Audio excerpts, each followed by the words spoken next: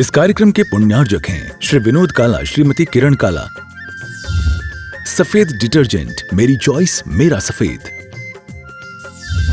Sparkle, कड़ी चिकनाई हटाए, बदबू दूर करे।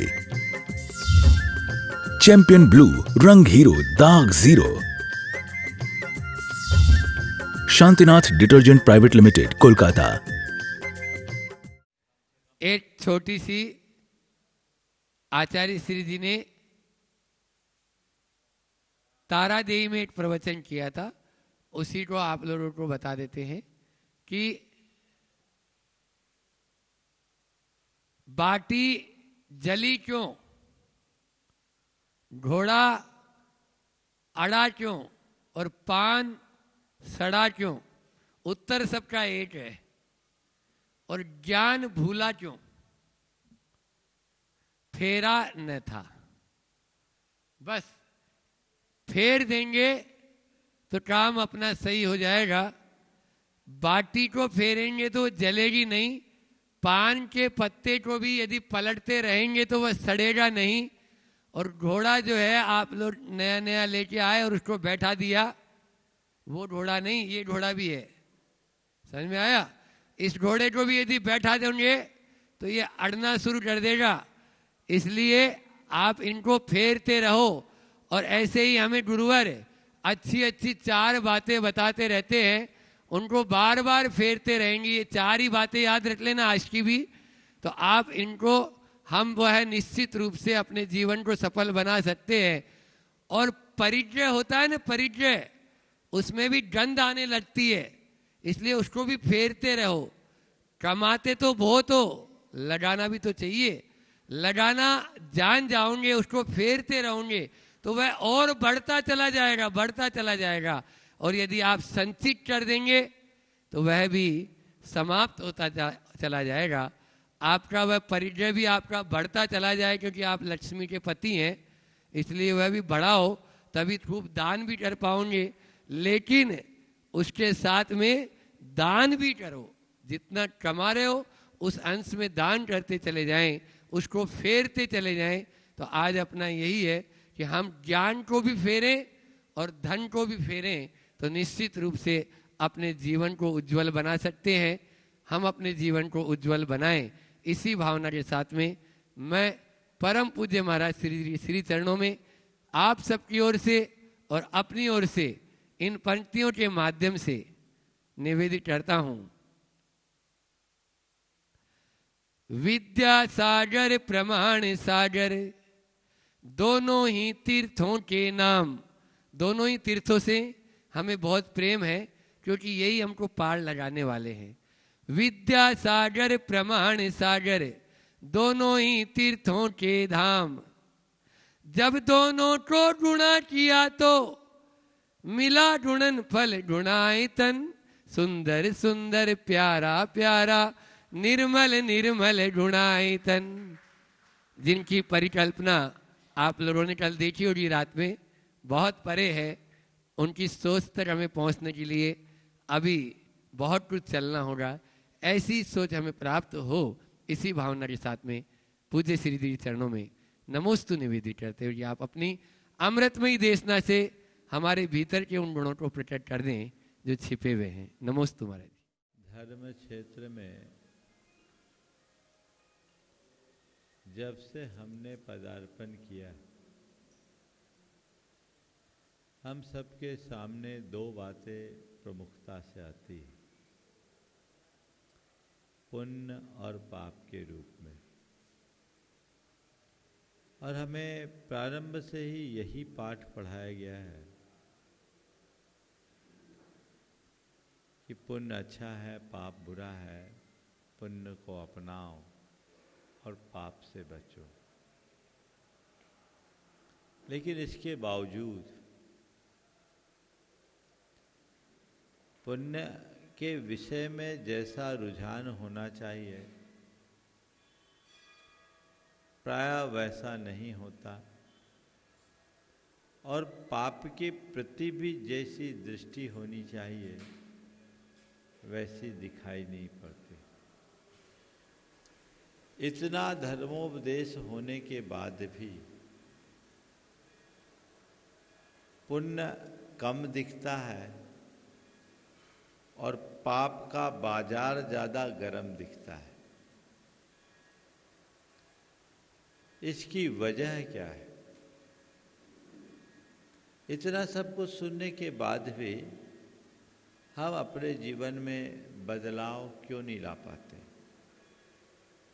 मुझे लगता है इसकी सबसे बड़ी वजह है इन सब के प्रति जो हमारा दृष्टिकोण है वह है।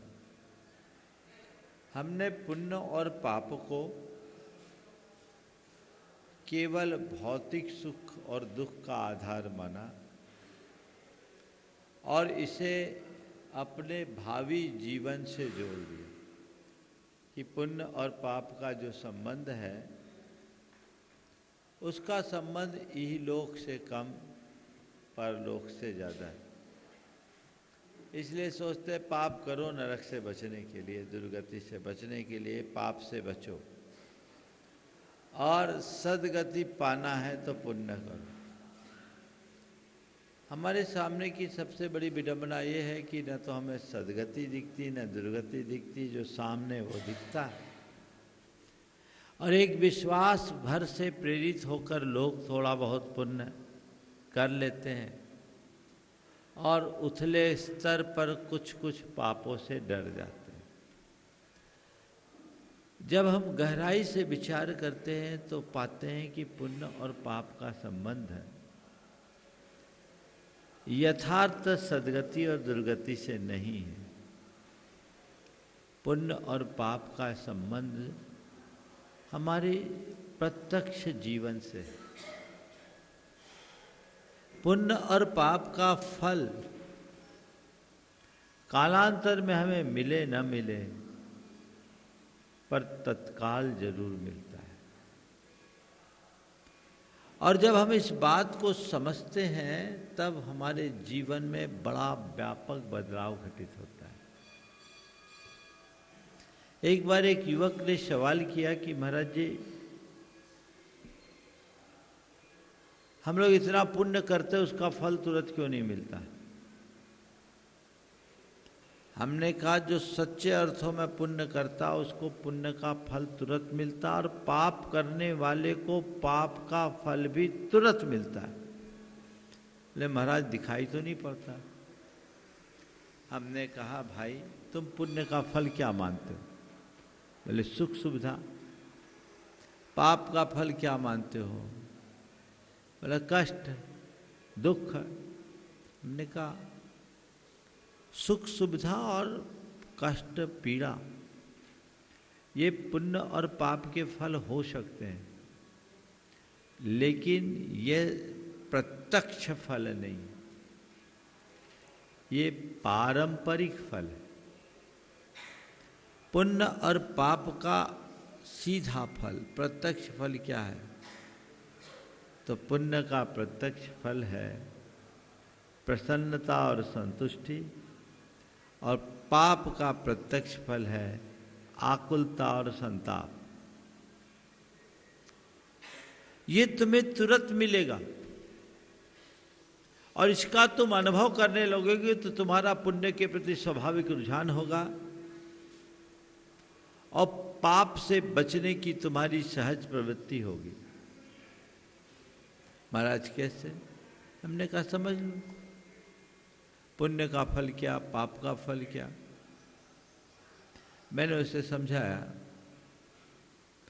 अगर तुम किसी भूखे व्यक्ति को भोजन करा दिए,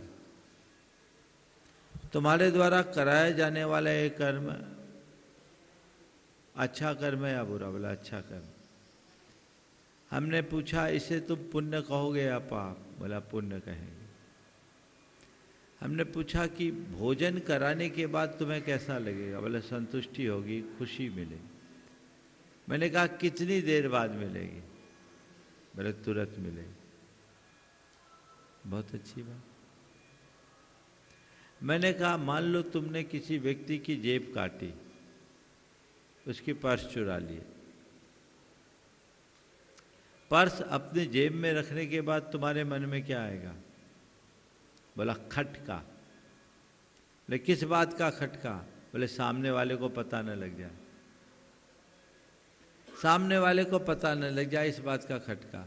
हमने पूछा ये खटका कितनी देर बाद आएगा? बोले तुरंत। हमने हो गया ना हिसाब तुम्हारा, तुमने एक अच्छा काम किया उससे संतुष्टि और खुशी मिली, ये तुरंत मिली, और एक बुरा काम किया इससे तुम्हारे मन में खटका आया, तुम्हारे मन में आकुलता आई, ये भी तुरंत हुई। तो पुण्य हो या पाप दोनों तो तुरंत हो गए, हुए ना? तो अब बोलो ये कैसे कहा जा सकता कि पुण्य और पाप का फल तुरंत नहीं मिलता? तुरंत ही मिलता है, मिलता है। फिर कुछ चीजें ऐसी होती हैं जो तुरंत फलती है और उसका कुछ दीर्घकालिक लाभ भी होता है। जैसे हम लोग भोजन करते हैं, भोजन करते ही खून बन जाता है क्या? बोलो, भोजन करते ही खून बन जाता है? उसकी एक प्रोसेस है, टाइम लगता है। भोजन को पचने में ही कुछ घंटे लगते हैं, फिर उसको पूरा होने में टाइम लगता है। बोले हमारा टाइम लगता है। तो आज भोजन किए तुरंत खून नहीं बना, खून बनने में वक्त लगता है, लेकिन बिना भोजन किए खून नहीं मिलता। हाँ, लेकिन भोजन करते ही खून भले ना मिले, ताकत तुरंत आ जाती। आती कि नहीं आती? कोई बिल्कुल अपने आप को ढीला महसूस कर रहा है, सुन्न महसूस कर रहा है, भोजन करते ही पेट में जाते ही ऊर्जा सी आ जाती है ना, आती है। ऐसे अच्छे बुरे कर्म को करते ही मन में अलग प्रकार की उमंग और उत्तेजना आती, वो तात्कालिक, और उसका दीर्घकालिक परिणाम होता है सुख समृद्धि अथवा दुख दारिद्र्य।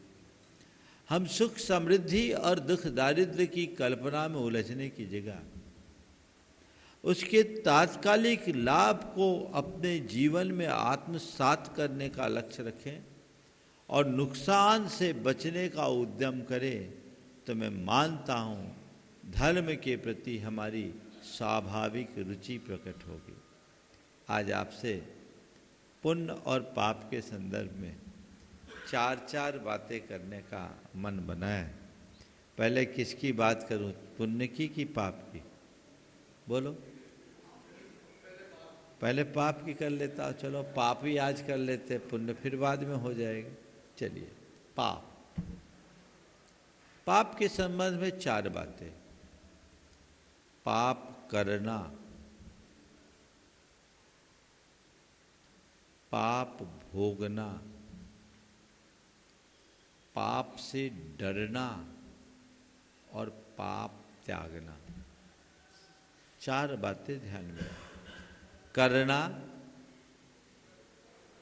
भोगना, डरना, त्यागना। पाप है क्या? सबसे पहले इसे समझे। पाप पाप पाप पाप क्या है? पाप कोई ऐसा तत्व नहीं है जो कहीं रखा हो। पाप हमारी चित्त की परिणति, इसका संबंध हमारे खुद के भावों से। और पाप शब्द की अगर व्याख्या करो तो जो हमारा पतन कराए सो पाप है, जो हमें पतित करे वो पाप है। पाप अपने आप में पतन है, और जितने भी बुरे कर्म हैं, क्रियाएं हैं, वे सब आत्मा का पतन करने वाले हैं, जीवन को पतित करने वाले हैं, चेतना के स्तर को नीचे गिराने वाले हैं, हमारे जीवन की अवस्था को बिगाड़ने वाले हैं। इसलिए हमें सबसे पहले पाप को समझने की जरूरत है। ये पाप है, जिसे हम एक क्रिया के रूप में देखते हैं, और लोग प्रायः पाप करते हैं। करते हैं कि नहीं? जितना भी बुरा कर्म है वह सब पाप है। हम अपने प्रवृत्तियों को परखने की कोशिश करें और देखें कि मेरे मन के स्तर पर, मेरे वचनों के स्तर पर और मेरे व्यवहार के स्तर पर मुझसे कितना पाप होता है, मैं कितना पाप करता हूँ। दूसरों का पाप आप भले न देख पाए, पर खुद का पाप कभी किसी से छिपता नहीं है। समझ गए? और एक बात बताओ, मुझसे पूछो कि पाप के एकदम आज के हिसाब से व्याख्या क्या करें, तो मैं कहूँगा जो जो तुम छिपा के रखना चाहते हो समझ लो वो पाप है। जिसको छिपाया जाए सब पाप। पुण्य को कोई नहीं छिपाता, पाप को छिपाता है, क्योंकि हर आदमी पाप को बुरा मानता है और जिसे बुरा मानते हैं उसे प्रकाशित करने का भाव नहीं होता। निज पर के लिए जो अहितकर है सब पाप है। ऐसी पापात्मक क्रियाओं को लोग अपने संस्कार वश अनवरत करते रहते हैं। अपने मन से पूछो 24 घंटे में हम क्या करते हैं? पाप की पुण्य? ज्यादा क्या है? पाप। उसमें से थोड़ा थोड़ा समय निकालते हैं, उसमें पुण्य करते हैं, और कुछ लोग तो पुण्य करते करते भी पाप कर लेते हैं। होता है। संस्कार हमारे ऐसे बने हुए जन्म जन्मांतरों के, और उन संस्कारों से प्रेरित होकर मनुष्य स्वयं ऐसी क्रियाओं को करने लगता है जो अवांछनीय है, जो कतई उचित नहीं है, फिर भी वह उसे कर डालता है। ये सब पाप है। पाप की बहुलता है।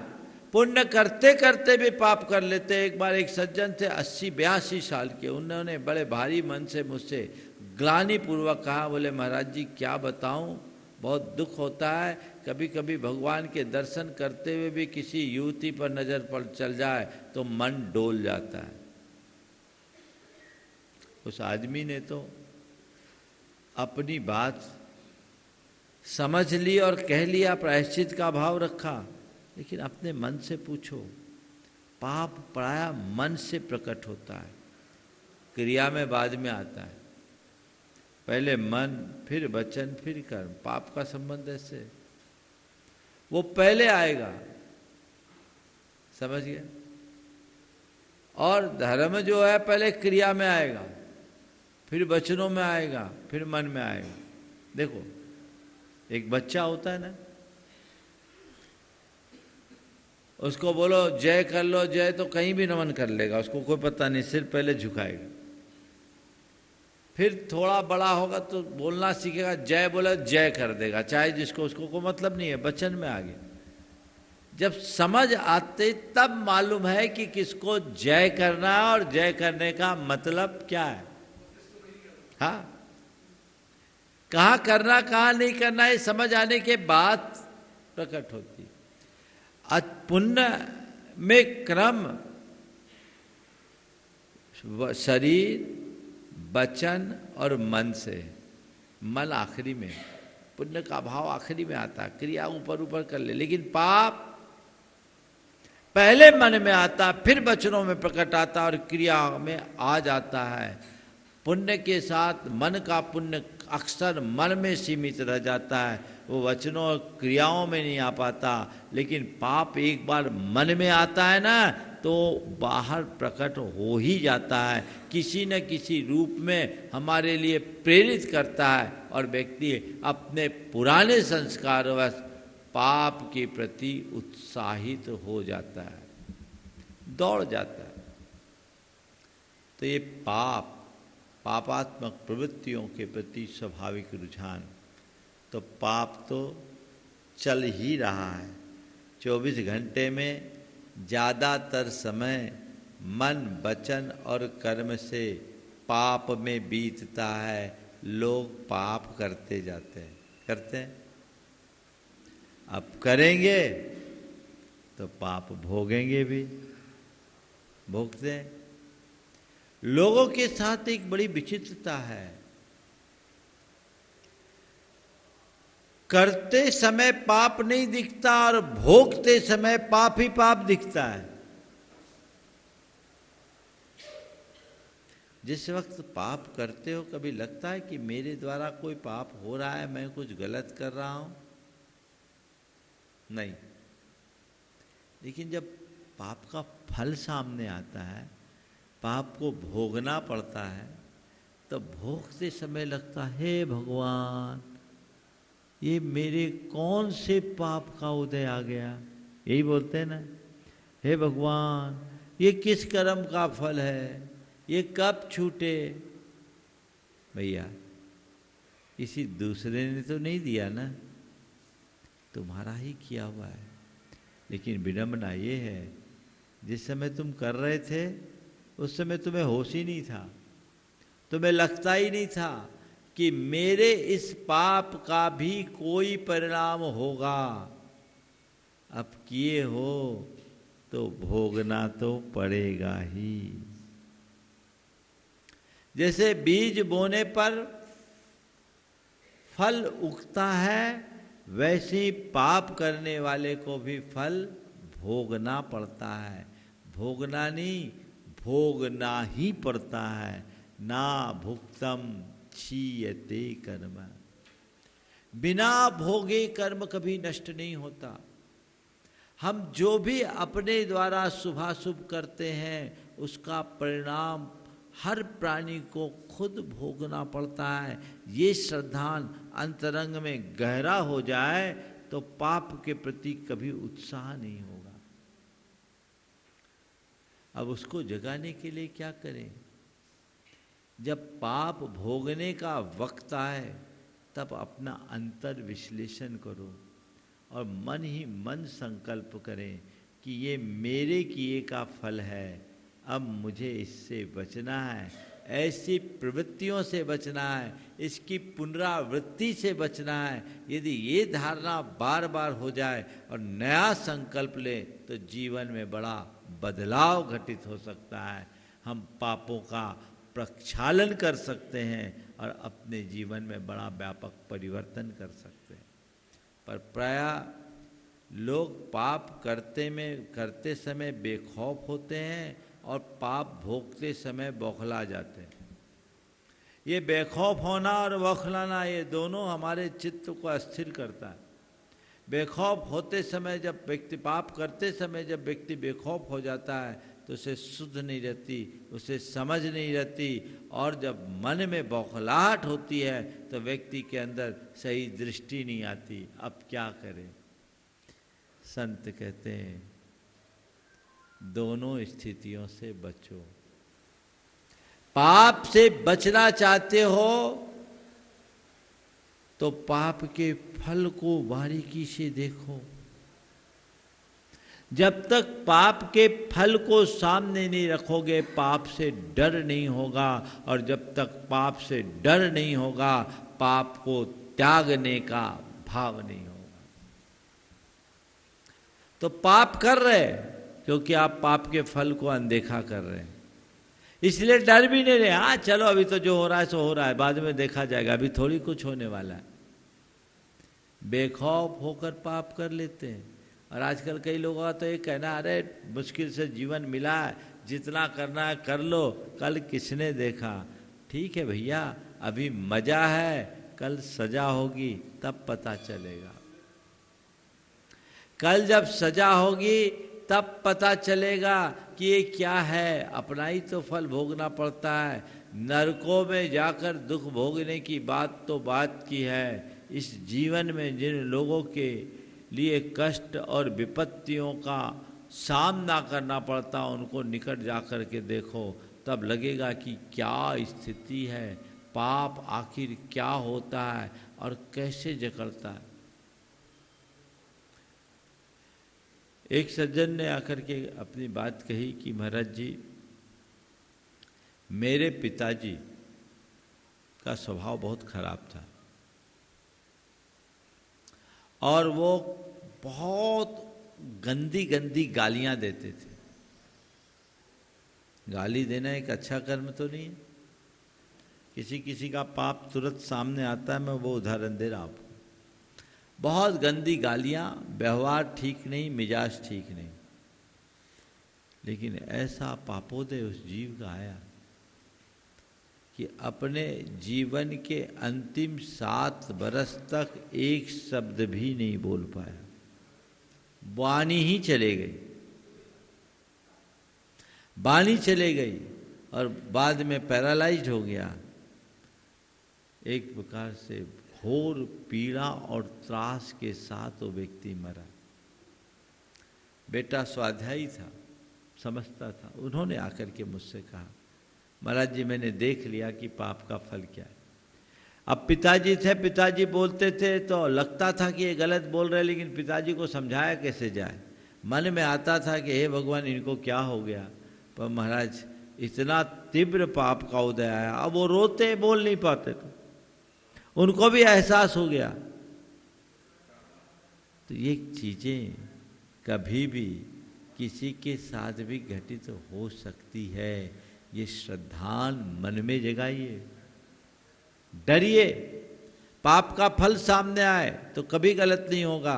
मैं आपसे पूछता हूं, आपको कोई अपराध करने के लिए बोले, आप तैयार हो जाओगे क्या? क्यों नहीं? क्योंकि आपको पता है अपराध करूंगा तो जेल जाना पड़ेगा, अपराध करूंगा तो जेल जाना पड़ेगा। इसलिए आप अपराध से बचते हो क्योंकि आपको जेल का डर है। पाप करूंगा तो दुख भोगना पड़ेगा, पाप करूंगा तो विपत्ति का सामना करना पड़ेगा, पाप करूंगा तो दुर्गति में जाना पड़ेगा, पाप करूंगा तो कष्ट भोगना पड़ेगा। ये सामने आ जाए तुरंत पाप से बच जाओ, तुरंत पाप से बच जाओगे। तो पाप को भोगते समय यदि हमने अंतर्मुखता जगा ली तो सारा काम हो सकता है। 2 स्थितियां हैं, पाप करने से बचना चाहिए और पाप भोगने में सजग रहना चाहिए। अब किया हुआ पाप तो भोगना ही पड़ेगा। अब उसमें बौखला जाए, व्याकुल हो जाए तो क्या होगा? और पाप बढ़ेगा। आकुलता में पाप की वृद्धि होती है। एक धर्मी क्या करता है? पाप करता नहीं है और पाप को भोगने में क्षमता रखता है, आकुलता नहीं। मेरा पाप है, मुझे भोगना है, और अपने मन में ऐसी क्षमता रखता है। उस क्षमता के बल पर वो पाप को भोगता कम है, पाप को काटता है। पाप भोगने में और पाप काटने में बड़ा अंतर है। एक व्यक्ति है जो पाप का उदय आने पर व्याकुल हो रहा है, वो केवल पाप को भोग रहा है और पाप को भोगते समय नए नए पाप के बीज को बो रहा है। उसके कर्म का चक्र और भारी होगा क्योंकि वो पाप भोग रहा है, अपनी कर्म संतति को बढ़ा रहा है, बढ़ेगा। लेकिन जो तत्वज्ञानी है, जो समझदार है, जिसे इस बात का पता है कि ये मेरे द्वारा किया हुआ कर्म है, मुझे ही भुगतना पड़ेगा, तो वह उस पाप को भोगते समय क्षमता रखता है। वो जान रहा है कि ये मेरे कर्म का उदय है, ठीक है, सहज रूप से स्वीकार करो। तो वो पाप को भोगता नहीं, पाप को की जड़ उखाड़ देता है, पाप को काटता है। भोगना ऐसे तो सबको पड़ता है। हमारे तीर्थंकरों परमात्मा को भी पाप भोगने से कोई बचा नहीं सका। उन्हें भी पाप भोगना पड़ा। भोगना पड़ा कि नहीं पड़ा? बोलो। हाँ, पारसनाथ भगवान पर कितना भयानक उपसर्ग आया 7 दिन तक का निरंतर उपसर्ग आया। आदिनाथ भगवान को भी लंबा अंतराय हुआ, आया। अन्य चक्रवर्ती आदि महापुरुषों के जीवन में भी इस तरह की स्थिति आई। इन्होंने पाप भोगा नहीं, पापोदय आया, इसको भोगना नहीं कहेंगे।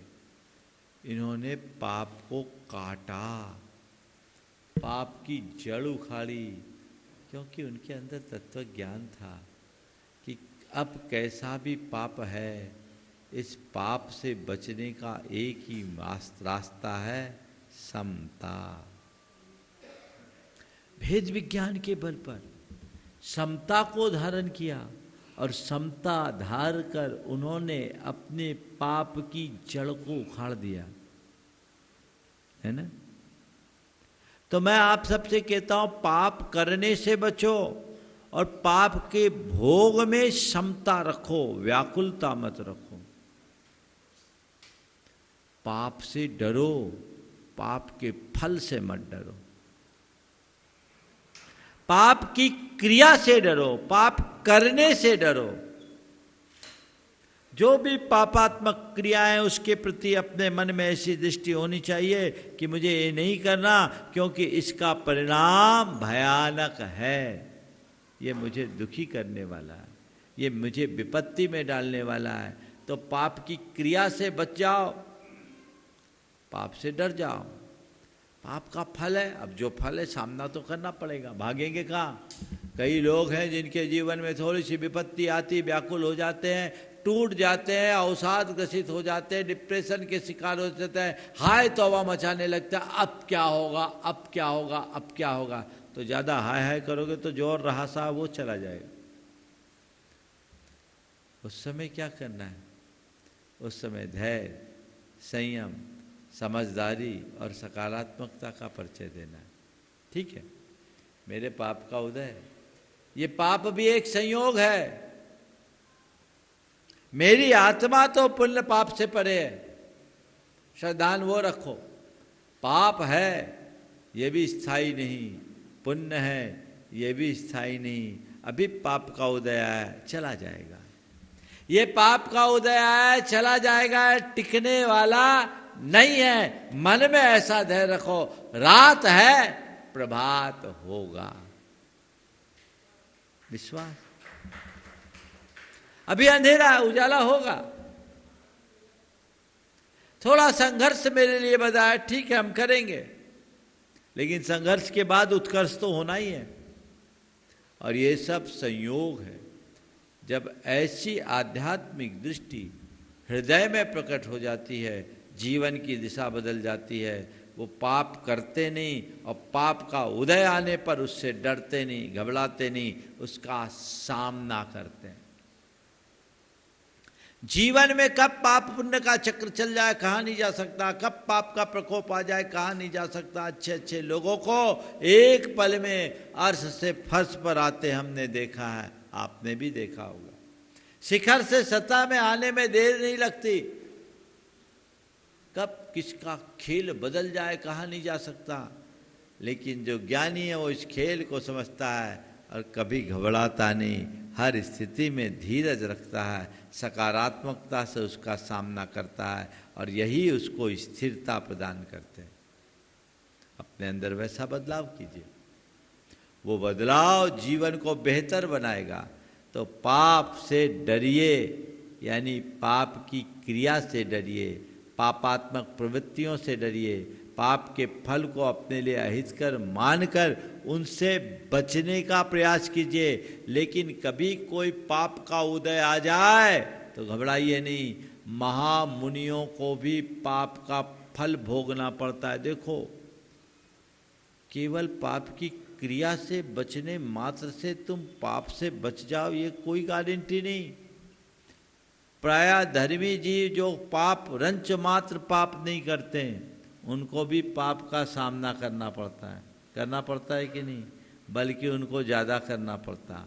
धर्मी पर ज़्यादा उपसर्ग होते हैं, उनकी ज़्यादा परीक्षा होती है, लेकिन वे उसमें उत्तीर्ण हो जाते, घबराते नहीं। क्या पता कब का पाप सामने आए, कब का पाप सामने आ जाए, कोई पता नहीं। पारसनाथ भगवान ने 10 भव में तो कोई पाप नहीं किया था, कोई रिकॉर्ड नहीं दिखता है क्या? लेकिन फिर भी संयोग ऐसे बने, पाप का उदय आया, हर भाव में उनके सामने पाप आया। हर मनुष्य पर्याय में, हाथी की पर्याय से देखो, हर जीवन में उनको उपसर्ग का सामना करना पड़ा। लेकिन हर उपसर्ग उनका उत्कर्ष किया। किस बल पर? वेद विज्ञान के बल पर, अध्यात्म की दृष्टि के बल पर। उन्होंने पाप सामने आया, घबराए नहीं, उसे भोगा नहीं, उसे काटे, उसे उखाड़ फेंके। ठीक है, पाप का उदय आया है, सामने आया है, सामना करना पड़ेगा। तो पाप आ सकता है, किसी के ऊपर भी आ सकता है। तुम्हारे ऊपर विपत्ति आ सकती है, बीमारी आ सकती है, वियोग हो सकता है, या अन्य प्रकार की कोई विसंगति आ सकती है। ये पाप के लक्षण है, पापोदय के चिन्ह है। आ रहा है, आने दो, घबराना नहीं है, उसका सामना करना है। और सामना भी मजबूती से करना है। मजबूती से करना है तो क्या लठ लेकर के पाप के आगे खड़े हो जाओ? लठ मारने से पाप नहीं भागने वाला, ज्ञान के सामने रख करके पाप का सामना करना है। कभी नहीं टिकेगा, आएगा चला जाएगा, तुम्हारा कुछ बिगाड़ नहीं कर पाएगा। इन स्थितियों में भी तुम्हारे अंदर स्थिरता बनी रहेगी। वही स्थिरता अपने भीतर उद्घाटित करना है। तो पाप से डरना यानी पाप की क्रियाओं से डरना, पाप के फल आने पर कभी विचलित मत होना।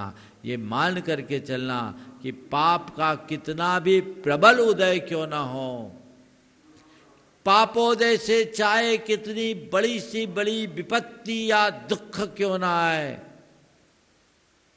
मेरा बाल बांका भी नहीं होना। मेरी आत्मा का एक प्रदेश भी इधर से उधर नहीं होने वाला। ये श्रद्धान अपने मन में जगा लीजिए। देखिए कितना उत्कृष्ट पराक्रम प्रकट होता है। जीवन में एक अलग प्रकार का मजा और एक अलग प्रकार की आनंदानुभूति होने लगती। सब स्थिति में भी मन में प्रसन्नता रहती। हाँ ठीक है, सब ठीक हो जाएगा, सब ठीक हो जाएगा, समय है, निकल जाएगा। ये बाहर का एक संयोग है, भीतर कुछ नहीं। तो पाप करना, पाप भोगना, पाप करना नहीं है, पाप को भोगना नहीं है, पाप को काटना है। क्या करना है? काटना है। और पाप को काटने के लिए क्या करना है? आखिरी बात, त्यागना है। क्या करना है? त्यागना। पाप को त्यागो। पाप त्यागने की चीज है। पाप त्यागने का मतलब क्या है? पापात्मक प्रवृत्तियों का संकल्प पूर्वक परित्याग करना। व्रतों को अंगीकार करो।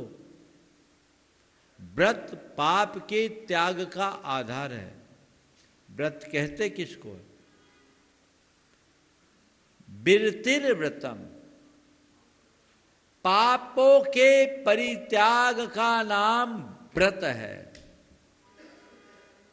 तो यदि व्रत को अंगीकार करोगे तभी पाप से बचोगे। इसलिए पाप को त्यागो। प्रतिज्ञा पूर्वक पापों को त्यागे। अपने जीवन में अपनी भूमिका अनुसार जितना बन सके पाप को त्यागे। और जितना जितना पाप त्याग करेंगे उतना उतना व्रत अंगीकार होगा। और जितना जितना व्रतों को अंगीकार करेंगे वृत्तियों का परिष्कार होगा। व्रत सुरक्षा कवच है पाप से बचने का। एक बार संकल्प में बंध गए, पाप रुक गए। समझ में तो सबको आता है, पर जो करना चाहिए वो नहीं कर पाते। पापों पर विराम लगाने का यही एक मार्ग है, इसे समझिए। अब मुझे पाप को त्यागना है। क्या करना है? त्यागना है। आप लोग तैयार हो त्यागने के लिए? चलो, आज मैं सबसे पहले आपसे कह रहा हूं एकदम निचले स्तर के पाप का त्याग, अनावश्यक पापों का त्याग। सबसे पहले कौन से पाप का त्याग? अनावश्यक पापों का त्याग।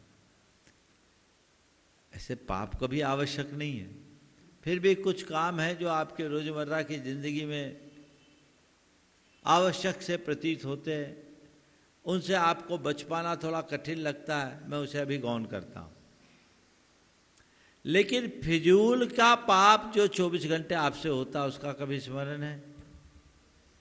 बोलो, उसका त्याग किया जा सकता है कि नहीं किया जा सकता है? मैं आपसे पूछता हूं,